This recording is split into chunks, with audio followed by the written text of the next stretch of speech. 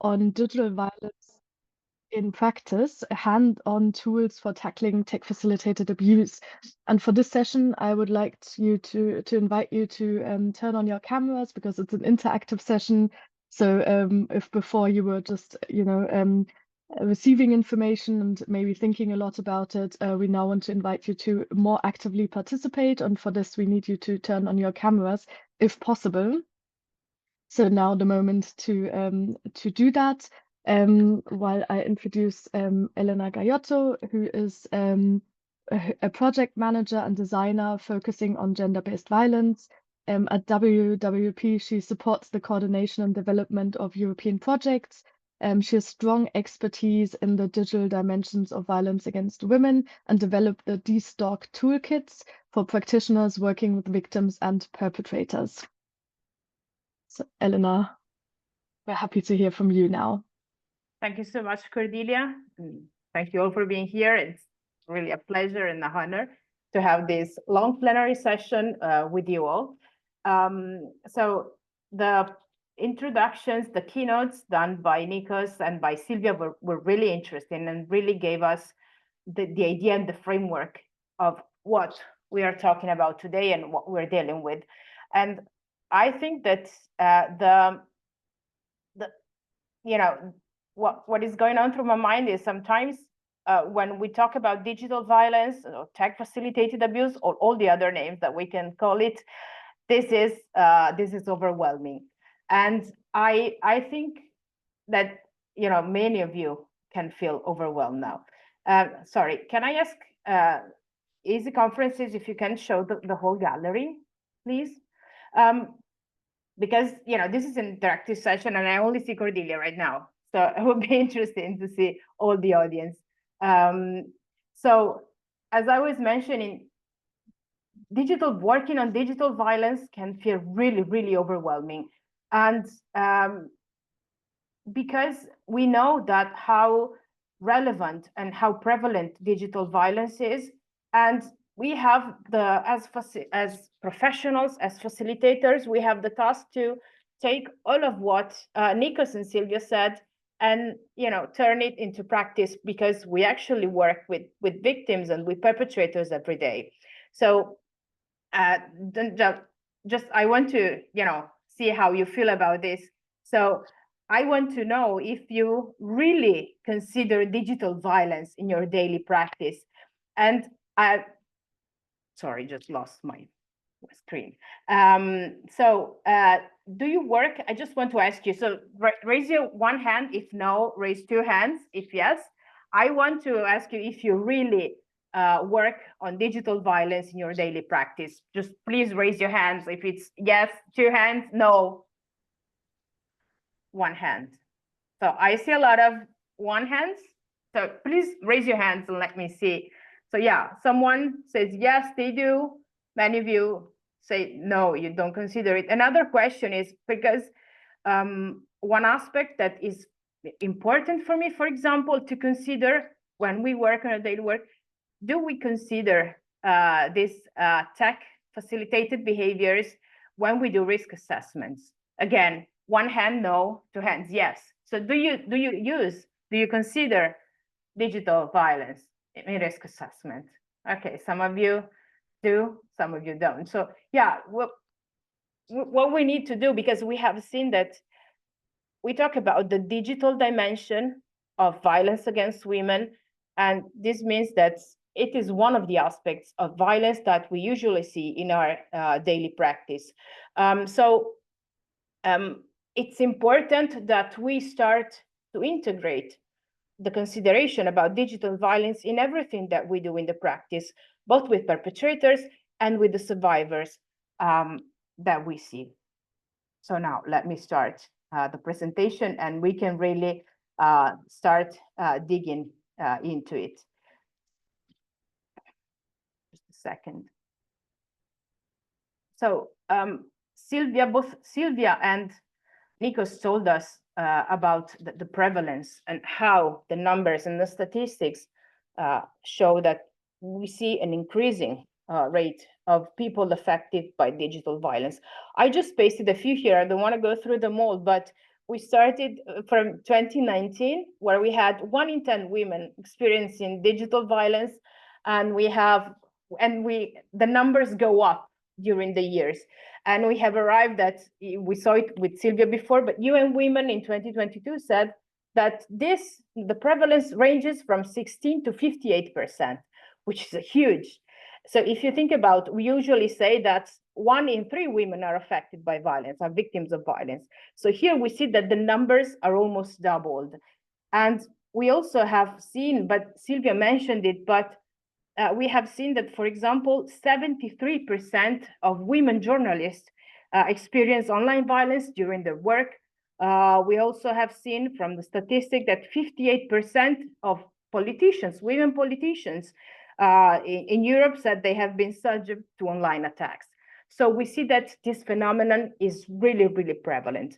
And when we talk about the continuum of violence, so from online violence to in-person violence, we see, for example, from a research done in Canada among students, we see that 68% of men who perpetrated tech violence, digital violence, have also perpetrated in-person violence, so physical, sexual, and so on, all the types of violence that we know.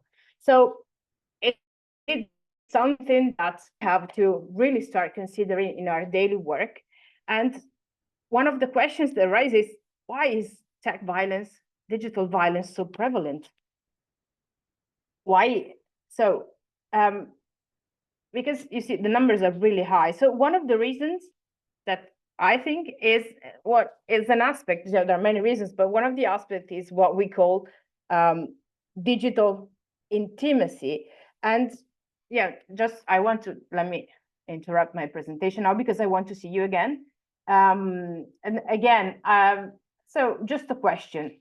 So do you share any account with your partner? Any account? Just raise your hand if you do. Any account can be, I don't know, Netflix account, could be the bank account, could be, I don't know, Amazon, anything. So I think lots and lots of hands raised. Now, raise your hand if you share 2 accounts with your partner. Yes, okay, a lot of hands, me too. I raise my hand too. Now, raise your hand if you share 5 accounts with your partner. So less, if you, okay. Now please raise your hand if you lost count of how many accounts you share with your partner. So who lost count? I do. All right. So, okay, some of us really lost count. So yeah, being in a relationship today really means that we share a deep digital footprint that extends far beyond what most couples fully understand and fully grasp. And now, because so much of our personal world now is digitally based, and letting someone into our digital, into our life, means letting them be part of our digital life as well. But there's, yes, not everything is right. So sometimes we do not realize what's behind one password, one account. And we don't realize that sometimes just one password can unlock the door to all of our online life and to all the risks that are connected with this. Let me just show you what I mean by this. Now, going off the presentation, I will share my screen and I will take you to my Google account. So if you have an Android phone, you have a Google account. If you don't, if you have an iPhone, you will have that account, which works the same. So this is my Google account. It's actually my personal Google account, so nothing weird, strange, or constructed here. So if I go to this letter here, I can go to the settings of the account where I can manage it. And you see that we have, for example, I don't know if any of you has gone through the settings here. So if you go to data and privacy, you see all the data and privacy options, and you can actually see everything that Google stores about you in the account. So luckily, you cannot see the the maps timeline anymore. So this is it's only shown in the app. But actually, for example, if you click on my activity, you can see all the activities that went through my phone this morning. So what I did, I visited Google, I visited some websites, I visited Facebook, I checked the weather in Berlin because I'm going there next week. So this is actually what I did. So the phone stores all the information of what I do. But unfortunately, in the Google account, there are also a lot of other information about us that are stored. And one that I found recently is that I don't know how many of you use their phone to pay. So if you entered your credit card in the phone, you just use it, you tap it, you pay, and everything is all right. So through Google Wallet, and through also the settings here, you can also see all the transactions, all the things that you paid, where you paid and when you paid and so on. So this is what, all the things that I paid recently. So a lot of information there again. And the last one, which is something that we never think about, is that, do you know that every time that you go on the browser and you have to enter your password on a website, and Google asks you, oh, do you want to save your password? And we always click yes, because it's convenient. So we click yes. Well, all of those passwords are saved and stored here in this security settings. And you see here, I have password manager, and I have 185 passwords saved on Google account. So I just need to click here, manage passwords, and there is the list of all the websites that I visited and for which I have passwords. So you have Amazon, you have, I have Dropbox here. So the cloud accounts, I have the emails, I have everything. And so, for example, my partner knows the password to my Google account, so he can easily, if he wants, easily come here and see all the passwords and enter everything. And just, if you click on one of these, for example, this one is a food delivery. The food delivery just asked me to put in, again, the same password, which my password is very long. I'm probably wrong now. No, okay, that doesn't work because I tried this many times, but it will ask you, you just enter your password and it lets you see the password of all the websites that you have saved in. And then you can easily enter. And if you enter, for example, the food delivery app account, you will see the address and the phone number of the person who has done this. So you see that actually, as I was saying, just one password can really unlock all the secrets that you have all your online life. So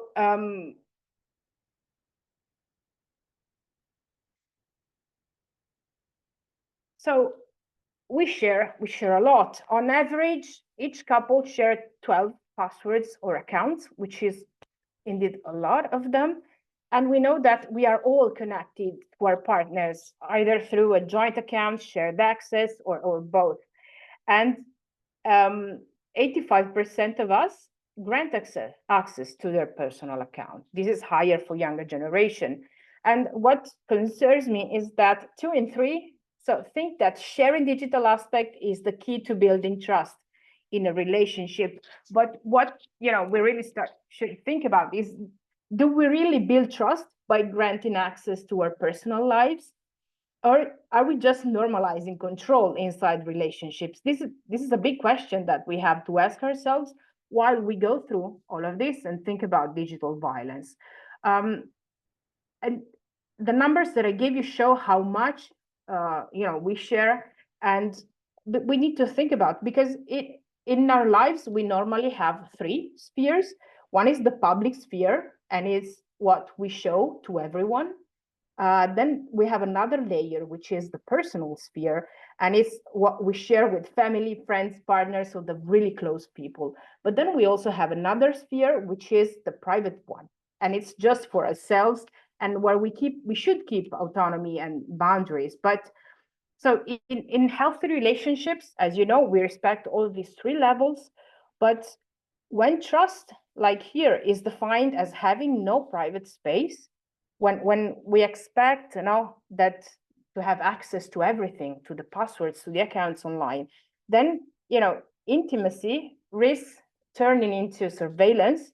And that's when control replaces trust, as we see, when we work on violence. So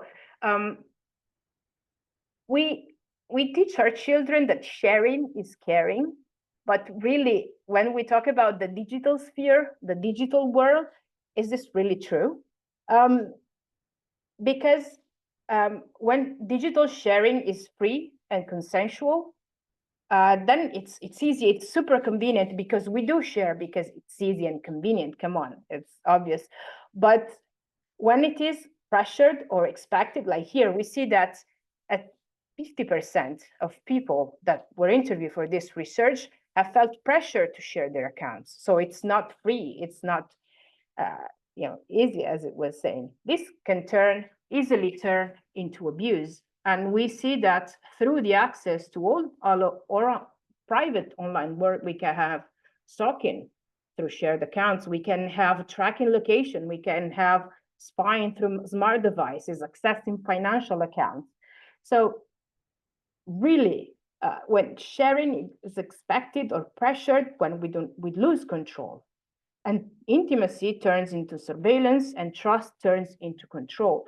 So I think that this aspect of digital intimacy, which we take for granted, we never consider, is something that we should start taking into account, not just in the work that we do, but also in our private and personal lives. And one aspect that, for example, we never consider is the digital breakup. Do we really consider, when we break up with someone, do we also take into consideration to separate our entangled online lives? So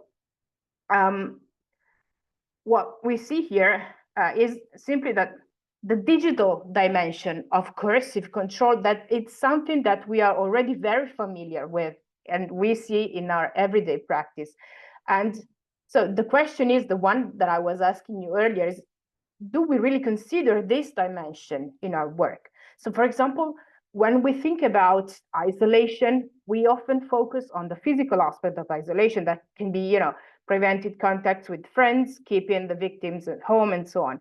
But today, in 2025, when we think about isolation, we also have to be aware that it happens by cutting off access to technology, for example. And it happens by limiting digital communications or controlling online accounts. Because this digital coercive control can actually strengthen the isolation. And we need to start taking this into account and integrating it into all the practice that we do. We saw from research we did in a project called DStalk, and I'll talk about it later, that almost no tools in perpetrator practice include examples of the digital dimension of violence. So it's something that we really need to start considering. Now, both Sylvia and Nikos, talked to us about the complexity of cyber violence, of tech-facilitated abuse. We have seen how many types and forms of violence we have, and it is sometimes overwhelming. But also, one thing that we need to consider is that the complexity is also due to the fact that cyber violence can also be, for example, perpetrated by different types of perpetrators. So we have perpetrators that can be known to the victim, but they can also be anonymous or unknown, can be individuals or groups. But we need to consider that cyber violence can start online and continue offline, but it can also happen the other way around. It can start, I don't know, I remember what I said, but it can start offline and continue online. So it has different ways of happening. But it also can happen through, for example, different platforms. Can be website, can be social media, can be online forums, can be through different means like the phone, the tablet, the computer, the Internet of Things object. So it is a really complex phenomenon that is really, again, I would say sometimes feels overwhelming. And it also feels really overwhelming for survivors, for the women that go through it. This is actually what one of the victims. My other job, we have a support service, and she was telling us this. She was telling us he is everywhere. He knows everything. He's become like God, because technology gives the perpetrator the power of knowing almost everything that is going on in the life of the partner. And this has a huge impact on the victims. And again, it feels overwhelming. Like it feels like there's no escape from this. So where do we go from this? So as professional, how do we deal with this all? Because now it feels overwhelming for us as well. And what I want to tell you is this: please don't panic, and let's go back to the basics. Because as professionals, we do not need to be IT experts, because this is what we fear sometimes. We fear, I will not be able to tackle digital violence because I'm not tech savvy. But we don't really need this. And we also don't need to be intimidated by digital tools. We do not need to become experts to know how they work and to know how they can be used. Yes, a little bit knowledge, but we do not need to become experts. And another important thing is that we do not need to reinvent all our practice. We do not need to start from scratch and learn completely new things and techniques. What we actually need to do is go back to the basics. And what does it mean? We need to remember always that the dynamics behind cyber violence are always rooted in power and control and gender inequality. That's where we start when we work on cyber violence. It's always that. It's power and control and gender inequality. And for example, Nikos earlier was talking about the justifications, or what perpetrators say about this. And what do they say? They say what they usually say about violence. He was listening. No, they deny that what they do is violence. Also, when talking about digital violence, they minimize their responsibility. They minimize the harm that digital violence does, and they mask it as care. And this is actually what perpetrators always say about violence, no matter what type of violence they're talking about. So we really need to, pause a little bit when we deal with cyber violence, and go back to what we already know, to the methodologies and techniques we already use with perpetrators. But yeah, one thing that we need is dedicated tools, because it's the same old violence, but the perpetrators use new tools. So we also need some new tools to understand how to tackle this when we work with them. And above all, we need to be aware of all this phenomenon, and we need constant training, because technology is evolving, and digital violence is evolving with technology. So now let's go a little bit into the practice. And now, just one little thing. So what we're going to talk about now is mainly intimate partner violence, and we will talk about the work with perpetrators, because the work we do with survivors is different, and it has a lot of other things to consider in it. So we will focus on perpetrators, and we will focus on IPV. So now, this is something that, this sentence, oh, she said she'd be at work, but she wasn't. It's something that, perpetrator might say during, a group session. He might say that. So now let me interrupt this. I want you to really unleash your fantasy, and, really write in the chat or open the microphone and tell me, so how do you think the perpetrator knew that the partner was not at work? And unleash your fantasy. It can be anything, really.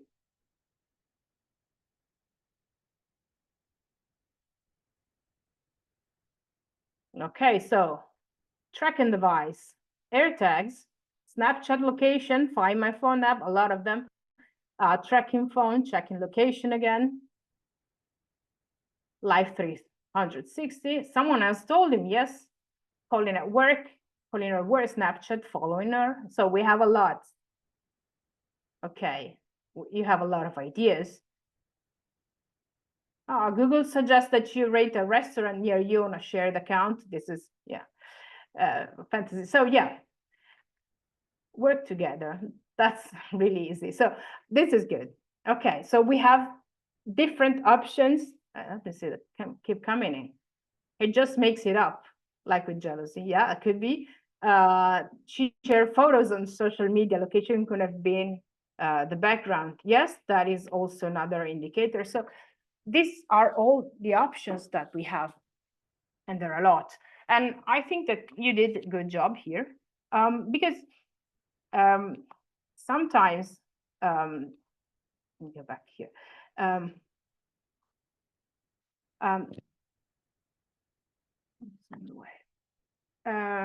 Joyce, did you want to say something? You have your hand raised. Okay. So we have seen a lot of possible explanations, and you were good, because most of the times that I do this, people come up with the most, incredible things about technology. And one of the things we have to keep in mind, which is kind of my motto here, is, this I heard once on TV: if you hear hooves, don't think zebra, think horse. What does this mean? That we need, sometimes we think of the most incredible answer to the question, but actually we need to think about really easy things and basic things. So again, when we deal with this, we need to keep it simple. We need not to panic. So for example, we tend to think that perpetrators use a lot of stalkerware apps. Stalkerware apps are apps that you install on the victim's phone and that can, know everything that goes through the phone. Or that we think that the perpetrator is a hacker and does remote hacking. And if you remember, Nikos earlier told us that this is really uncommon in perpetrators. In the research that they're doing, it's not common. We think that, they are using some kind of, dark web spyware kits that we don't actually understand how they work, and where they can find them, or that they are using highly technical exploits to do this. And we really, this exists, but it's really limited. That's the zebra part here. Most of the time, it's just the horse. So it's very likely that, how you said, that perpetrators are using location sharing to track the victim, or they are doing it through shared password account, like I showed you, or through social media activities, or through hidden cameras. So do you know how easy? Have you ever done a research on Google to see how hidden cameras work? Have you ever tried that? So it's a whole world if you want to see. So let me go back to my screen. More things around. So if I go to Google and just type, this guy's spy cam. So you see that I just typed this on Google, nothing fancy, nothing, just regular Google. And you can see that you can find and buy easily cameras that are hidden in soap bottles, that can be hidden in this thing that I don't know how to say in English, but also in frames, in pictures, in clocks, in stuffed animals. So it's really easy to go, no need to go to the deep dark web. You just go to Google and you can find everything. The kit for the perfect stalker, you can find it here. So one of the questions earlier was, do we talk with perpetrators about cyber violence, or do we fear that, we give them new information that they don't know? We need to keep the balance, because information is out there. They do not need to do, impossible researches to find the things that they want to know. But we need to keep it, not to give up too much. So we need to keep a balance on that. So so we see that, perpetrators tend to use very simple, strategies for this. And this simplicity is not accidental. it's actually, like we said, it's a trend that we see in perpetrators' behavior. And what we see is that they adapt very easily and rapidly to new platform, new features, and they are really, really good at finding the loopholes in these platforms and features. Also, for example, in social media, finding loopholes to track and monitor and see how they can exploit the systems for what they want to do. And what we see now, for example, is that perpetrators tend to use a lot ChatGPT or other AI tools to justify their behaviors.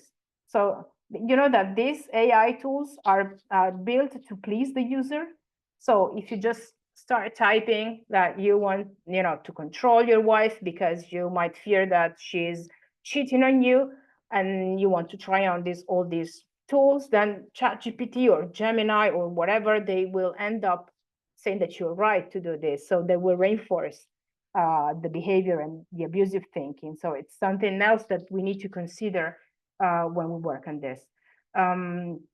Now, so I was talking earlier about this sort of project, because this is a project that we carried out a few years ago, and then we will hopefully start again next year. And we were thinking that, just like perpetrators use these new tools to carry out violence, we also need, as professionals, we need new tools for the work that we do. So we built this toolkit that we have two, actually. One toolkit for working with perpetrators and one toolkit for working with victims. They are specular, but they have obviously different content. And what do we have here? In the toolkit, we start with definitions of cyber violence, because both Nikos and Sylvia told us that there is a big confusion on the definitions, on the classifications of it. So we do believe that if we want to work on this in a multi-agency environment, we need to speak the same language, and we need to be able to understand what we're talking about. Then one of the tools that we built in is what we call the checklist of red flags. You remember earlier when the question about the man knowing that the wife wasn't at work, that is actually a red flag that leads us to think that there might be cyber violence, some form of cyber violence behind the perpetrator's behavior. And so together with the colleagues of a perpetrator program in Italy, we really start thinking about what do perpetrators say during interviews, during group sessions, that actually are red flags that should ring a bell that there is cyber violence hidden behind that. So we compiled a whole list of, I think it's 3 or 4 pages of possible red flags. And if you see here, for example, the first one, he says that her new car has a GPS system. And so, yeah, we knew that this is a red flag. So because we know he might be stalking her and following, monitoring her. But also, for example, we have another one that he says he refers information on his ex-partner that he should not know. So, for example, I know for sure that she went to that place, but that she met with that person, which is the one that we talked about earlier. So how do we deal with this? This was the question. And this also answered the question before. So do we ask directly the perpetrator that says that he had the partner's new car has a GPS system? Do we ask directly, oh, do you use the GPS system to track and monitor her?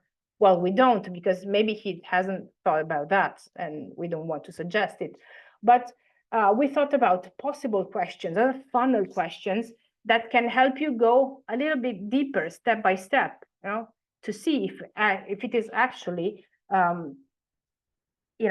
form of digital violence involved.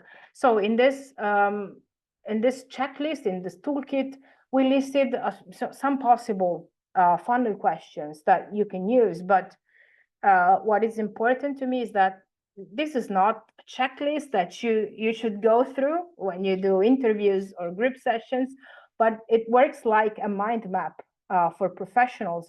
So you read it before you go through it. You take into account what the possible red flags could be, and you start thinking about, you know, the techniques to use to dig deeper. Like I said, all these questions to understand the situation better.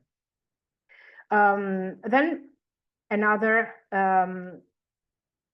thing that we introduced is, you know, we try to see, okay, with perpetrators, we work individually, but we also work in group sessions.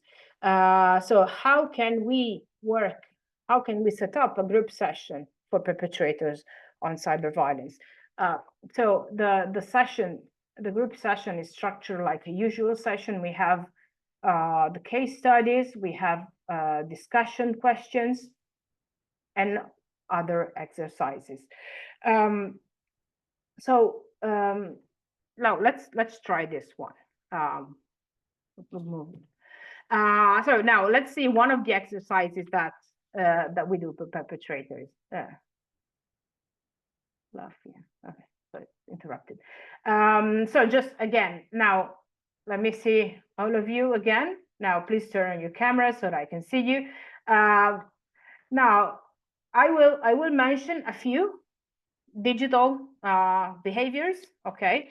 And I want you please now raise your hands that we try this out. So if you stay, raise your hands. Let me see. Okay, good. So if it's on the bottom of your square, it means that it's not a violent behavior. If you lift it to the top of your square, of your camera, that means that it's very violent. So bottom is 0, top is 10, okay? So now let me tell you violent behaviors here. So first one is, you ask your partners to check her phone. So how violent this is, according to you? Is it 0? Is it 10? So it's very different. I see, you know, some low ones, some middle ones, high ones. Okay. So we have different opinions on this. So let me try with the second one. So the second one is something that, you know, often happens. You send intimate pictures of her to your friend. So how violent is this? Okay. So we have, you know, better agreement on this. Okay. The last one is, you installed safety cameras in the house.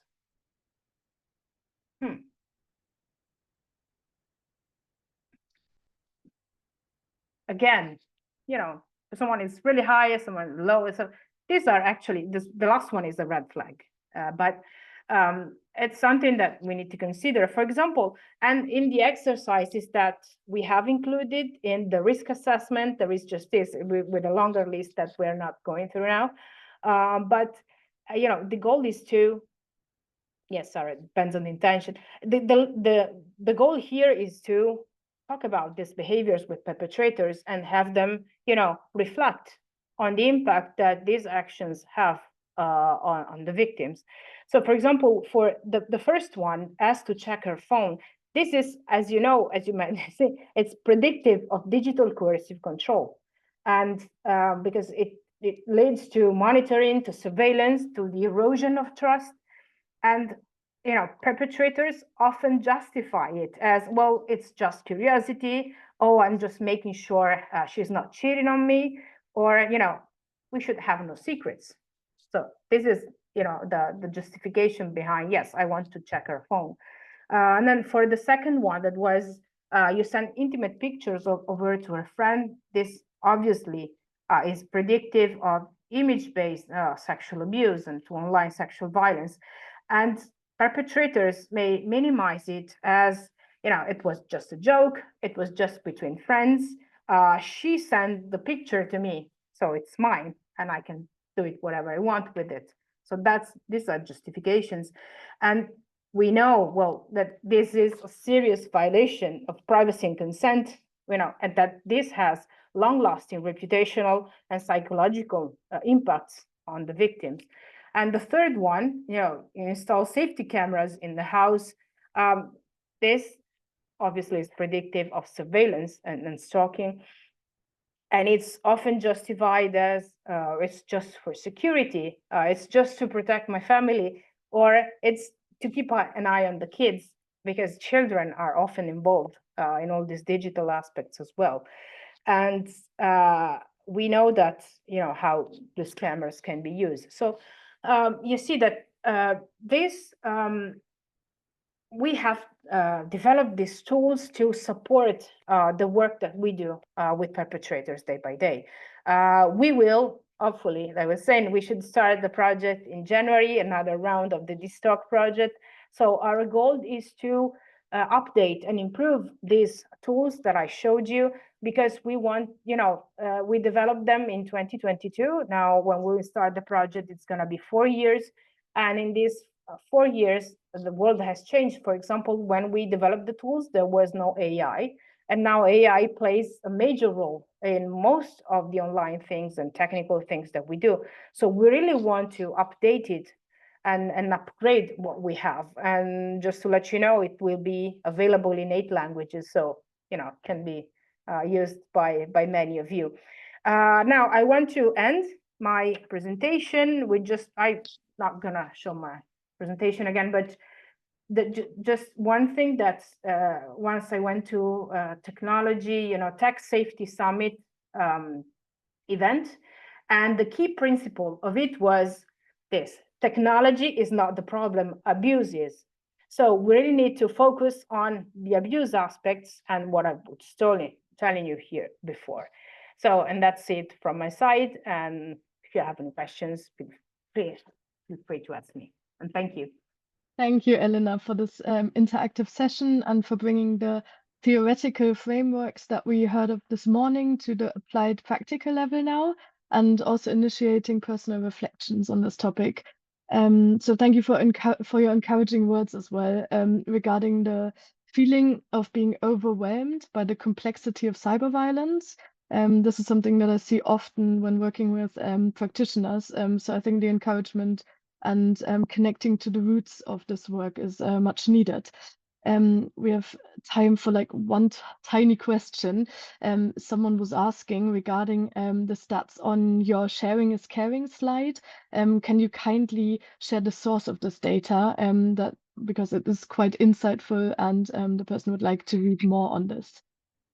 So maybe you can briefly share this source with us. The data, I just chose a few. It's from a research report done by Malwarebytes in 2024. And it's a whole research done on actually, this digital intimacy aspects. And I think they're really interesting. I will find it and post the link in the chat. Okay, great. Thank you very much. Something to read up on further. Now, as we don't really have time for more questions, we will proceed to our lunch break of 1 hour until 1 p.m. And after that, we will welcome you back with a presentation on mapping the results of online work with perpetrators. So 1 hour lunch break. I hope you can do something relaxing and refreshing, so you have lots of energy again for the afternoon with more interesting presentations and keynote speeches that are to come. So see you at 1.